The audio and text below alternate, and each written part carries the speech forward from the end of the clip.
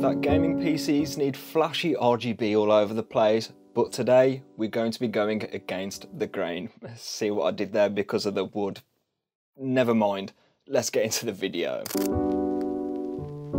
First off, we've got to tear down my old gaming PC, and to be honest, I was pretty happy with it, particularly performance-wise, and it did look pretty good, but it was lacking a concise theme. And when Noctua reached out to me and asked if I wanted to showcase their new G2 fans, I was like, sure, send it on over, and I knew exactly what I was going to do with this PC build. We're going with a sort of natural wooden theme to suit the rest of my setup and the fans that Noctua are sending out.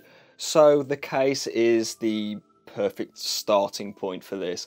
And Antec sent out their Flux mid-tower case, and let me tell you now, this is probably one of the best cases I've ever built in. Yes, it's slightly more compact than my old Be Quiet 800DX, but this is something I intentionally chose as my build kind of looked empty inside that case because it was a very big one, but inside the Flux mid-tower, it's a more compact and it's a more sort of, it's just more filled out, if you get what I mean. But the Be Quiet 800DX is by no means a bad case at all, and we've got some more plans for it, so make sure you subscribe for those as we're trying to reach 10k by the end of the year. So yeah, make sure you keep an eye out for it. And more importantly, just like I said, it's very fitting for the Noctua theme I'm going with today, as there's wood in the front panel which looks pretty brilliant. It's not all looks, however, because the front panel is mesh, so airflow is going to be good, especially with the free 120mm NF A12 fans from Noctua, which look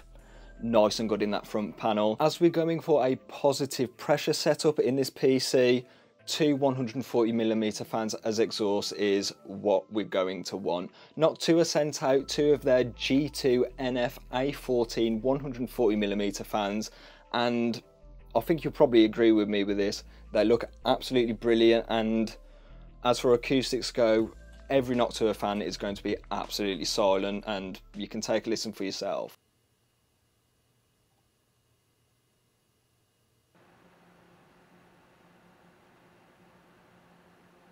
And the Antec Flux also comes with a built-in PWM fan, sort of like splitter controller thing. So if you want to control all your fans just off of one header, which I don't necessarily recommend due to some acoustic problems, you can do that. And it also handles ARGB as well, so that's another good thing to see. Also, if you want to pick up any of the parts featured in today's video, there will be linked below with my Amazon affiliate links. I do make a small kickback with these, but you do really help out the channel, and it allows me to buy more gear to make cool videos on, I suppose, so you would really help out.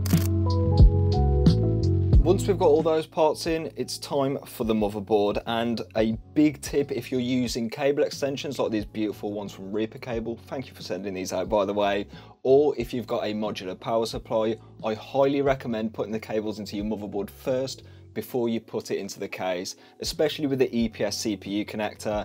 It makes it so much easier. And installing your motherboard vertically is much harder than laying your case down flat, but it looks much better on camera for you guys.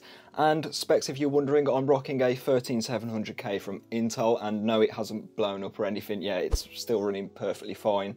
And I'm rocking 64GB of DDR5 memory with like 5 million different SSDs. All of it's hooked up to an MSI Z690 Force Wi-Fi as well, by the way. With that tightly screwed down, now we've got to do everyone's favourite part of a PC build, cable management. Luckily though, the Antec Flux is designed very well in this regard, as there's a lot of space behind the motherboard tray with plenty of cable management features to boot. There's Velcro straps, and there's even these little like screw-in clip sort of thing which tighten down the EPS cables and such. Very good design, so I would wager if you're building in this case, you're going to have a very good time at it, especially if you share my philosophy of out of sight, out of mind, as I managed to get the side panel for this case on first time, which is pretty rare for my PC builds.